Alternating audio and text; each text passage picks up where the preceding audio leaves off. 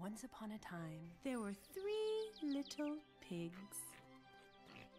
One fateful day, the pigs encountered a big, bad wolf who had a wonderful surprise for them. The wolf offered the 3 piggies and all their friends a job working for her. Everyone would be so happy. All the 3 little piggies had to do was just steal one little crown that the beautiful wolf had wanted ever since she was a penniless little street cub, unloved and abandoned. But that crown would mean she was a princess, and everybody loves a princess. So the wolf sent the piggies to get that crown. But the little pigs weren't up to the challenge. They failed their mission.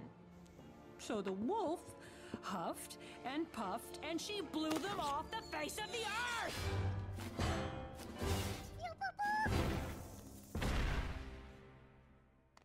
The end.